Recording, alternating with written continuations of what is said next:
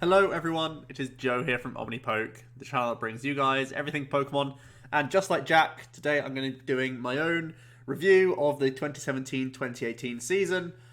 This was well received on Jack's end, so I thought it's pretty much worth doing the same for me. So, I'm going to keep the same format that he did, starting off with a summary, finishing this season with 625 championship points. I won't be attending any other tournaments that will provide points this season. Worlds doesn't provide CP, and I'm going to Valencia, which is actually for the next format. So there are still tournaments coming up for me, but none towards this season, so I'm pretty much done. I ended up attending 20 tournaments. I could have gone to a few more. Obviously, the injury this season I had has somewhat stunted the progression of my season and really was taking away a big chunk of it. Pretty much quarter three was written off because I couldn't do much. I couldn't travel. So that's a bit of a shame. I would have liked to have got to a few more. My most successful deck was Zoropod. That was played in a few cups and a regional as well, and an IC. So Zoropod was definitely a deck that I picked up and played pretty much throughout quarter two. And my most successful event was actually Bremen Regionals right towards the start of the season with the one and only Xerneas Break, which then has been replicated here and there by rogue players since. It's not really picked up much steam because of the amount of Parallel City that ended up being frequent in the meta. But overall, Xerneas Break was my highest place finish of the entire year. So, let's talk about quarter one. First of all, the Cups. I went to Chesterfield, played Decidueye Ninetales, got myself a second place there. This is actually right after the Anaheim Open, where I saw Benjamin Pham, my teammate, ended up winning the event. And obviously, being a friend, I was able to access the list, and it was absolutely broken. This was really utilising a Sorola very well with Decidueye Ninetales, trying to, against Gardevoir, basically attach no energy cards other than onto Lele's to finish off Guardies. So you're trying to force the Gardevoir player to stack up a bunch of energy their side while you're just pinging away and healing as well. So had a really good Gardevoir matchup, and straight after Worlds it was a really good call. I ended up losing the final to Seb Simmons, who was playing Drampagab. It actually went to time, and I messed up my sequencing to try and get myself not to the point where I could level us up on prizes and make it difficult for him to then take the next two prizes. And I could have won with Decidueye Pings if the N stuck against him, but I messed up that sequencing, so I ended up losing that, which was a bit of a shame. But oh well, it was a pretty close series, and Drampagab's one of the harder matchups for this deck. In Liverpool, I got 35th place in the actual regional, so it was a large cup. I ended up playing Xerneas day 2 because two of my friends at Liverpool, Tamau and Luke, again, teammates of CCG, they both cut with Xerneas Break, and I didn't play Xerneas day 1, so I was like, I may as well play it day 2. These guys did well with it. I think what stopped me on the run was losing to an Espeon Garbodor after I flipped Tails on Confusion twice, whilst also missing 3 Fairy Guns. All 3 of them were in the bottom 8 cards of my deck, and having to cycle that aggressively for stadiums to remove Confusion meant that I played too many item cards against them. So I think that was actually my first round. And I also lost to a Frogs because I couldn't move a Rangaroo for the first 2 turns. I remember this so specifically because, Greninja losses always feel so bad. But yeah, so I think those are my 2 losses. So only a top 16 finish for Xerneas, but that was in a field of 100 or so players because it's the big day 2 cups. And Loughborough, I went and played Vikabulu. Mainly because I played Vikabulu at Anaheim Open and did fairly reasonably with it. And I felt like I wanted to continue to test out Vikabulu to see if it had viability. Obviously, straight after Worlds, there was the rotation, and it felt like Vikabulu lost the least because some successful Bulu lists were already playing Zero versus Seeker. That was pretty much the only card the deck lost, so it felt like it was relatively strong.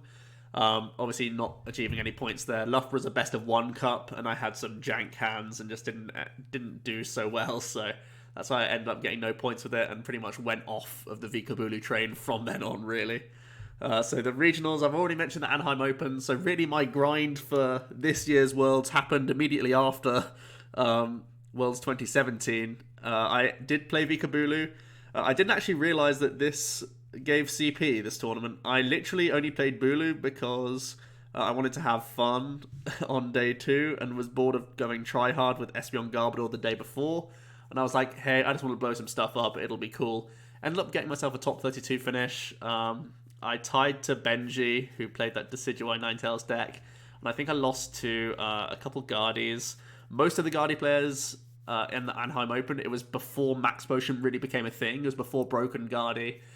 Sometimes they would play 1 Acerola, sometimes they played no healing at all. So my Bulu list actually played 2 Cocos and a high choice ban count to try and capitalize on that. So I think I beat a couple of Guardies in the day 1 field, but I also lost to one on the sort of winning in to further than top 32. It was really weird because of how the system worked. I was not in a position to ID, even though I literally hadn't lost at that point in the tournament. Because I had one tie, I think I wasn't able to ID because it was not like a clean cut. So it was really unfortunate that I had to play my last round and then lose that one. So that meant I couldn't progress further than top 32. But that was still like a really unexpected surprise that I got a good amount of prize support and CP, which really helped towards this season, because you're kicking off right at the start with a special finish, really, which is a nice boost. From there, I did commentary of the Bilbao special event. That was won by Turtonator Volcanion, Turbo Turtles. And that was a pretty fun event to commentate with. Obviously expanded, so it was a rare sight for us Europeans to experience that format, and it was definitely fun to commentate. A lot of different variety there because of the stuff that people can do. It was really cool to have to research all this stuff all over again and see what people brought to the table with limited testing, because we have to care so little about expanded in general. At Liverpool, as I said, I did get that 35th place bubble, so a top 64 finish. I really liked Foxy Dramper at the time. One of my friends, Connor, he had been testing at Cups a lot with Zoro Dramper, and he pretty much convinced me on the deck, and we ironed out a list together. I think he'd been playing it since an earlier tournament, so it's definitely something that was on his radar for a while. We ended up adopting it and molding it together, and I think I only lost one game that tournament, or I think I may have only had ties, actually. I think I finished like 504, and that's how I got the bubble. I'm pretty sure that's what I finished on with Zoro Dramper, which was a real shame, because again, I remember having some of those awkward ties that easily could have been going my way, so that's a bit of a shame, but I really enjoyed playing Foxy Dramper. It was definitely a cool deck back then. And at Bremen, I did get that big top 16 finish with Xerneas. I had a really good day 1. I think I started it off 6-0, ended up losing to Tord at that point, but I really didn't care because we knew that we were in pretty good shape. I think I also played like a couple of Metagross, managed to beat those as well in the day 1 field, which was awesome. The day 2 field felt very favourable for Xerneas, to be honest. It was myself and Tamao who both made top 32 with the deck and were trying to progress. Tamao ended up making top 8, even though he had a worse day 1 standing than me. I actually lost to a Rainbow Force deck, which was the only one of them in top 32 in my first round, because I basically got double donked after winning a very comfortable game 1. I remember winning game 1, looking at the clock, being like, this is absolutely fine. Then I got donked, and I was like, I looked back at the clock, and I was like, well, only 2 minutes has gone by, this is probably still fine. And then I got donked again, and that was a real sad loss, because basically if I don't lose that game, or basically if I win that game, which I should do because you have such a favourable matchup against Rainbow Force, if I was to win that game, I was basically in ID territory to make a very comfortable top 8 after having such a powerful day 1 placement. I think I was like 5th seed going into day 2, something like that with Xerneas Break, which was a real cool feeling because it's a pet deck of ours that I've played at last year's NAIC and stuff like that, so it was really cool to bring it back to such a successful finish, but a real shame that I didn't end up making top 8. Tamao did get there for me though, so I think he got a little bit further actually. He may have made top 4, I can't remember, but yeah, it was cool to see Xerneas Break go that far, and again, sort of let myself down with that awkward loss just from dead draw.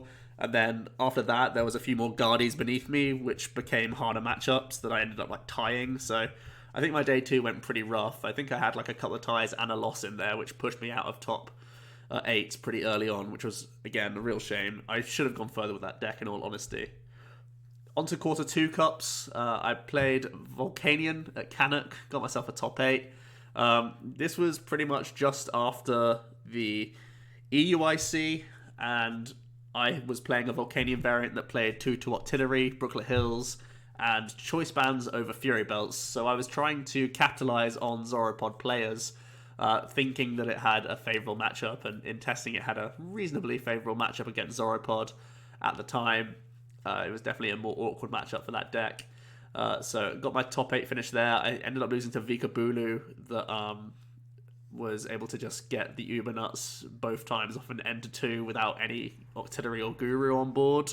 I remember that very specifically because I got Choice Band Guzma'd once, and then I got Guzma Energy Recycled in another when they needed Energy Recycler to have enough energy to get the response KO on me. So that was cool. Pretty fun top 8 there.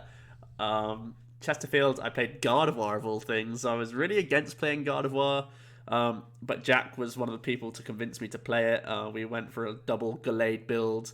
I think we didn't play, or I definitely didn't play Sylveon. I just played one Beacon, the 2/2 Artillery. I think I only played one Parallel and like 2 Max Potions. So I was kind of trying to build like a less greedy version of Broken Var that we saw at London, and that didn't go so well.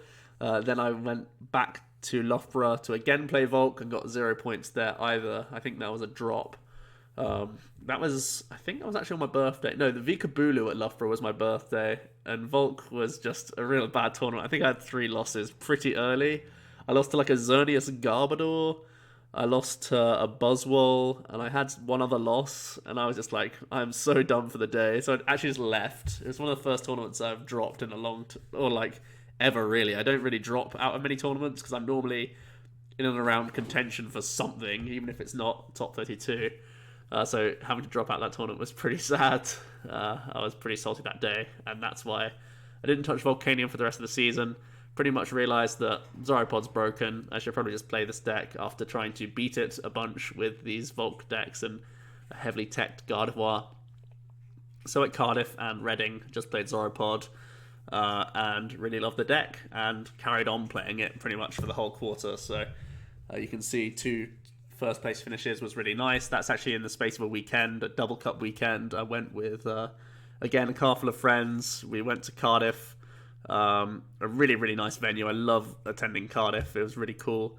My round 1 in Cardiff was to Hooper Mill, and I think that was my only loss of the day. Actually, my only loss of the weekend, I believe. So, yeah, pretty good weekend overall for Zoropod, and I was really starting to get my head around the deck and feel very confident. I think in Cardiff and Reading, in my top 8 game, they were both against Tamao, who's a name that keeps popping up just randomly, but I have played him like 10 times this season. And both times they were in sudden death, and I got the good rub of the green there. So even though there were first place finishes, they could easily have just been like top 8s or whatever, but Zoropod overall was definitely convincing me as a deck. And that's reflected again in the quarter 2 regionals and internats. Obviously, I commentated the EUIC, so I had a really close look at Tord and how he played the deck. So I felt picking up Zoropod, it was really easy for me to do because I'd already seen, a good few hours of Tord playing it on stream live because we got him on day 1 pretty early just because he was doing well with his record. I think we had him on again against like Igor because it was Zoropod versus Zoro Decidueye. And then, of course, in day 2 and throughout the finals, we saw lots of Tord. So I got to see the deck close up quite a lot and got to commentate on it and see his decision-making with the deck. So I felt very comfortable with it myself. And that's why I continue to play it in Leipzig to a top 32 finish. I think I literally finished day 2 at like 30th place, really low in the bottom because my day 2 run... Oh man, I think I faced 3 Sylveons, and that really sucked. So Leipzig was when a lot of Europeans decided to play Mill just because of the hype of Zoroark going into that tournament. It's rare that I've played a deck that is so hyped or is like the number 1 threat going into the tournament, but I did feel that Zoropod was strong enough that it was justifiable. And yeah, I really enjoyed the day 1. That was very good. I think I faced 1 Mill deck in day 1, but then 3 in day 2. So got my just desserts at the end of the day. I think Leipzig was Jack's actual best performance, and that was with Sylveon that made top 16. And I think he was at one point in contention for top 8. So it shows you that Mill was a really good call for that tournament. Then went over to Australia with a few friends and played Zoropod again. This time we got no points, which is actually really rare. It's literally the only tournament I've played Zoropod and got nothing out of it. Um, Actually, no, that's not true. There's another one later on.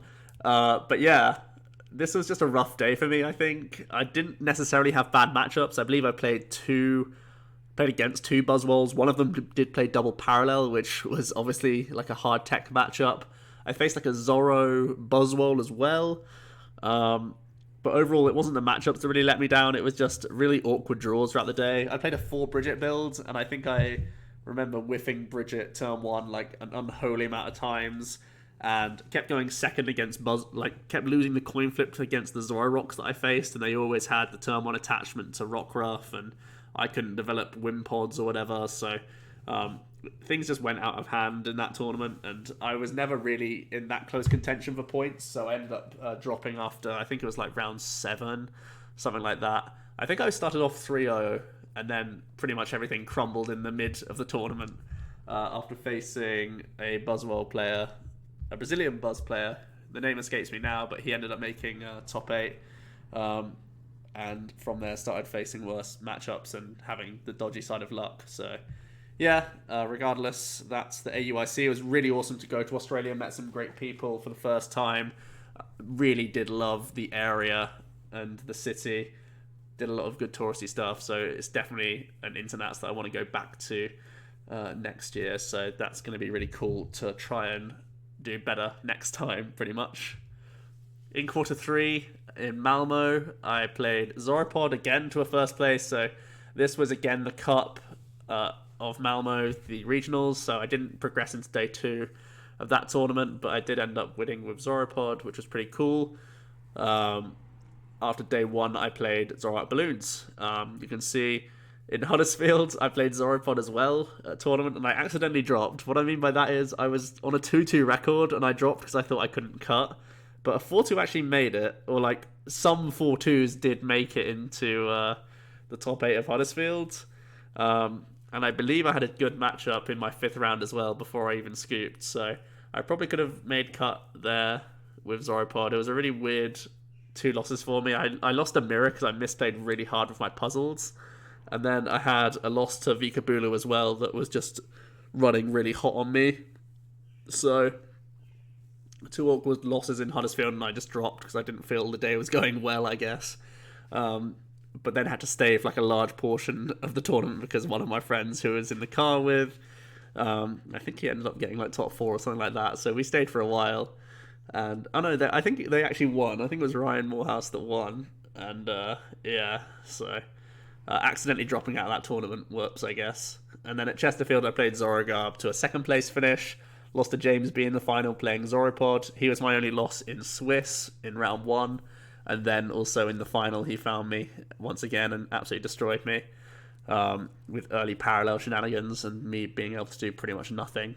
I think after this cup, I was really disillusioned with Zorogarb. I felt that it was pretty weak against Zoropod and pretty much put the deck down for a little bit. But from the progression from Zoropod, I did sort of move into an infatuation with Zorogarb because I really loved the aspect of ballooning your Toxin and having control over the late game that Zoropod sometimes didn't have.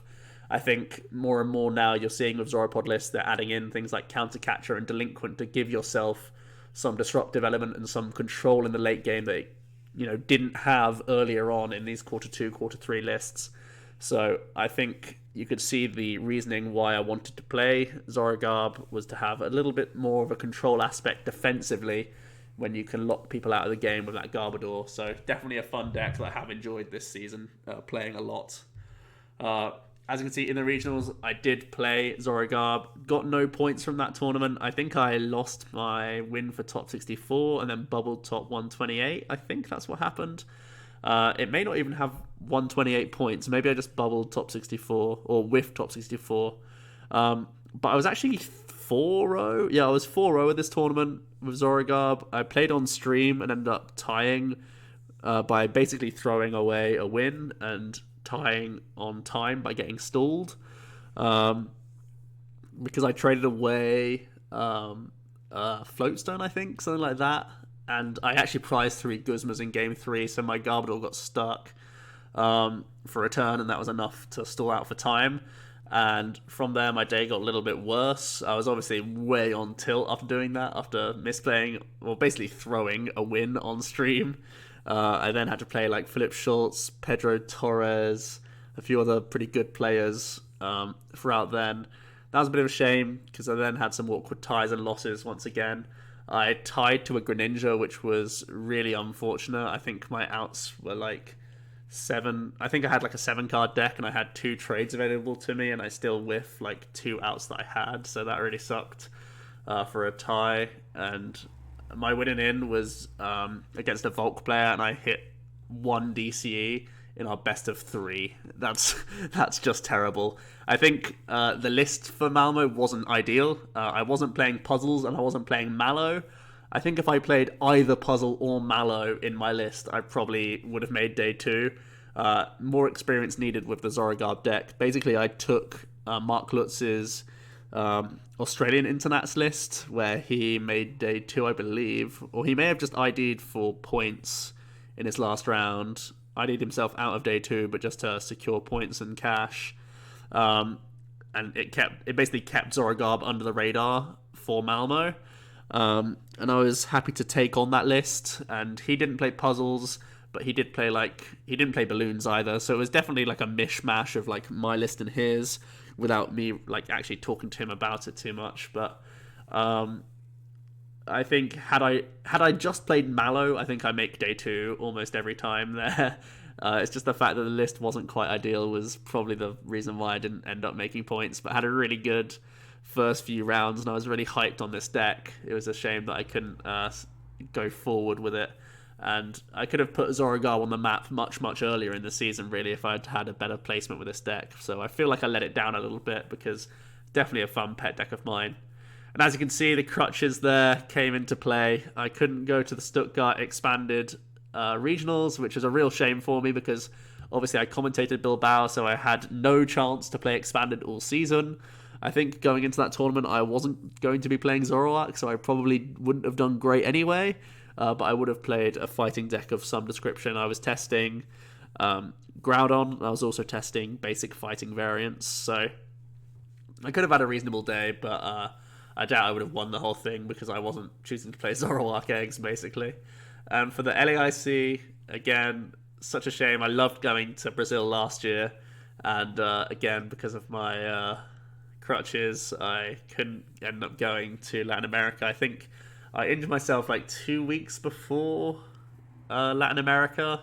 I think the LAIC was before Stuttgart, if I remember correctly, but yeah, having to not go to those tournaments sucked. I still have no points from an internationals. I've bubbled top 128 twice, and then in Australia I just did terribly. So still really hungry to do well at one of these big tournaments. These ICs are the biggest things to look forward to throughout the season other than Worlds, and it's a shame that I've not been able to go far in any of those stages just yet. And yeah, I think my season could have been very different had I gone to these 2 tournaments. I would still be in the race for top 22 of Europe, I'm pretty sure, with extra regional and internats potentially under my belt. That could have been really good, because right now I'm on 625, and let's say I get like 100 points from those 2 tournaments, I'm right back into contention all over again, and I still have cups to go to and stuff like that. So I feel like I could have definitely solidified my place had I had some good shows there. But unfortunately, quarter 3 regional wise, getting no points was a real dip in my season for playing a not perfect list of Zorogarb, and then obviously my injury messing up my plans for the rest of the season, basically. So on to quarter 4. This was just a few weeks ago. I played in Huddersfield, Psychic Malamar, got myself a first place finish, which was nice. And in Chesterfield, I again played the same 60. This was once again a double cup weekend. Got myself top 8, losing to a Lucario deck. Basically, this was the reason why I played Psychic Malamar at Sheffield, because I had 2 pretty reasonable days in cups. Again, I only lost one game in these 2 days, so I felt the deck was strong and well positioned. I was relatively happy with my list. I think it was a bit of a poison chalice, really, because I also had really good matchups in these 2 days.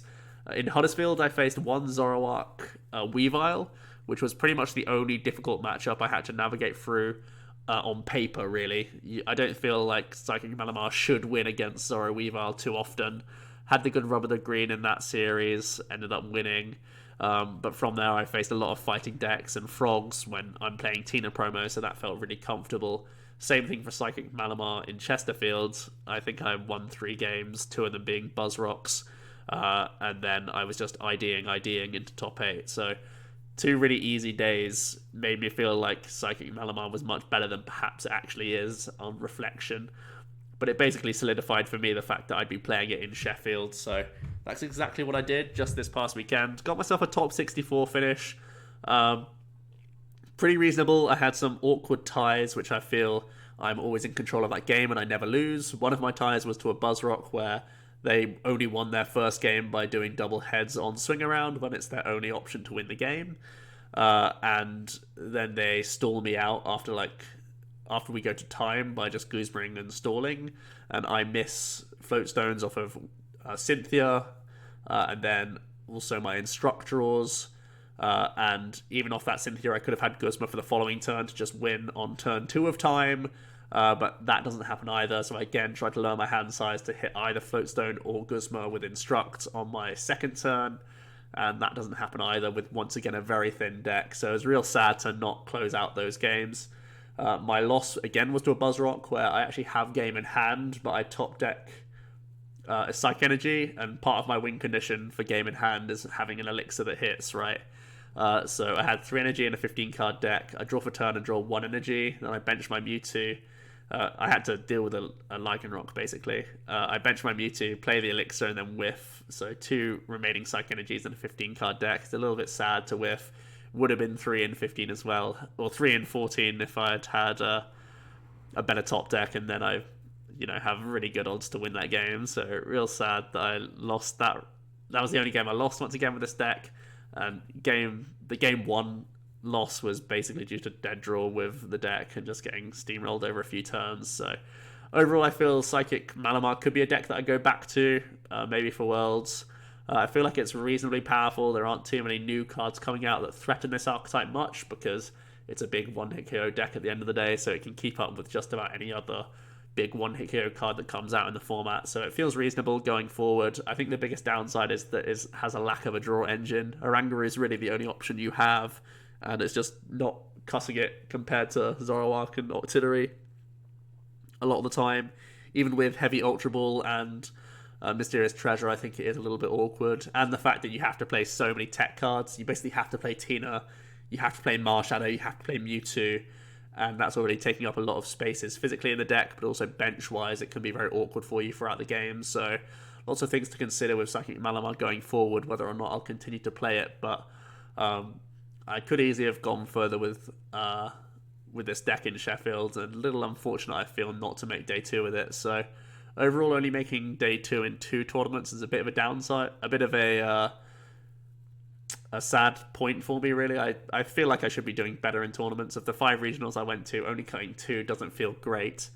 And I feel definitely the Zorogarb, I let it down by not getting any points at all. And here I felt very close to making a day 2, just a tough rub of the green in 1 or 2 rounds. Pushed wins into ties and 1 tie into a loss, basically, which should really rarely happen against a nice matchup like that. But regardless, there we go. Top 64 rounds out my quarter 4 and basically my last tournament of the season until Worlds. So let's have a breakdown of my points this season. 325 points from League Cups, plus 25, which got wiped out by better finishes.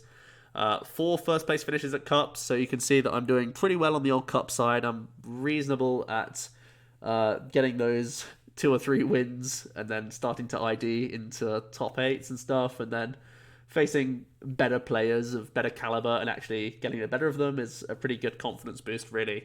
I think winning Cups is something that I'm very accustomed to now, and it should be something I expect going into tournaments, really, to be making, finals or top 4s of Cups in general. I think there's only 1 or 2 Cups that I attended this season where I didn't make at least top 8. And 300 points from larger events, only 2 day 2s, as I said. 1 bubble from Liverpool, which I had the record to make day 2.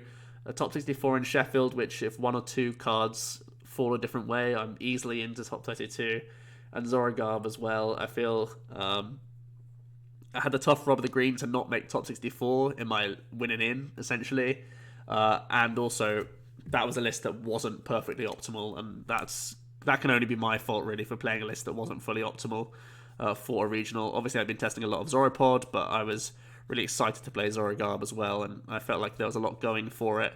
I was right, of course, because Zorogarb's continued to be a standout sort of like rogue build of Zoroark. I think it's not really considered rogue, but definitely not the most popular Zoroark build by far. You'd expect to see Rock and Pod before you ever see a Zorogarb at a table. But that's definitely nailing itself as like the third most successful Zoroark build, and I was pretty happy to start pioneering that myself and really give it confidence. And it was a shame I couldn't do better in that regional for it, because as I said, it would have been one of those performances that could have put it on the map, and unfortunately I wasn't the one to do that. Instead, there were players playing like Kartana in their lists that got the acclaim for Zorogarb. Whoops. But yeah, next season, actually before next season, let's talk about Worlds, because there's still, of course, one more tournament of the year.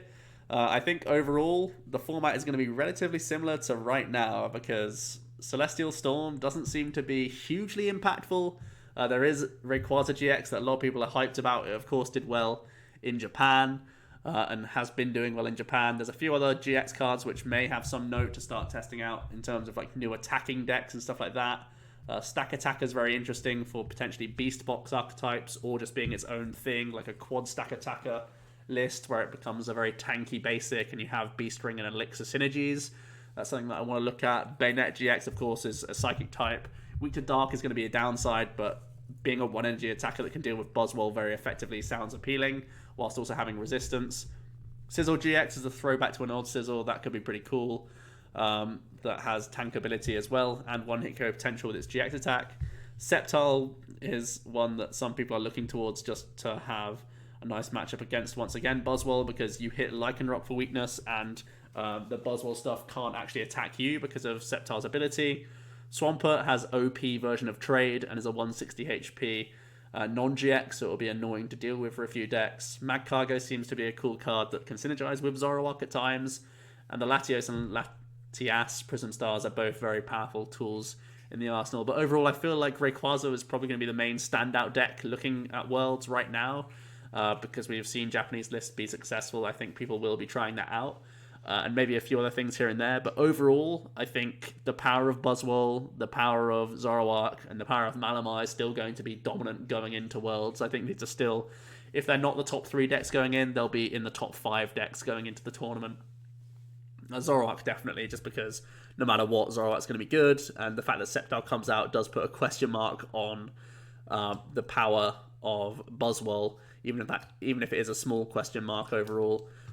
It's still something, whereas Zoroark doesn't have any new bad decks no hard counters against it, because they're not going to make any more fighting support, please God. I think going into day one, it's going to be a really large field. I think it's going to be similar to like 2016, where there was like 8 rounds, something like that. There could even be 9 rounds of day one, to be honest, the amount of people that could turn up. And I think it will be largely influenced by NAIC results, so I'm expecting lots of Zoroark, Buzzwole, and Malamar. I'm going to have to start testing the new format stuff pretty early. I always like to start early and get testing on Skype and seeing how powerful things are overall. And I think that's something I'm usually quite good at. Having reasonably good lists early on in a season and with new sets, I think is one of my stronger points as a deck builder, getting close to the mark quite early on. And with some testing, who knows, maybe I could find one of these decks to be a diamond in the rough that we can make work somehow. I think Stack Attacker GX is one of the ones that I'm looking at the most. I think that has untapped potential. Even if it's not the best attacker on his own, I feel like he can go into some decks and be very potent. So, lots of cool stuff for Worlds. It should be really exciting. And I still haven't progressed to day 2 at Worlds yet. So that's something I'm very hungry to do. Last year I played Espeon Garbodor in a field of Gardevoir, which was pretty bad. Gardevoir's playing Wonder Energies as well, the ones that I faced at the very least. And the year before that, I played my own spicy build of Yveltal called Banterbox, which ended up facing 2 Mega Manetrics in a field of Night Marchers who just happened to dodge them all. So good job for them.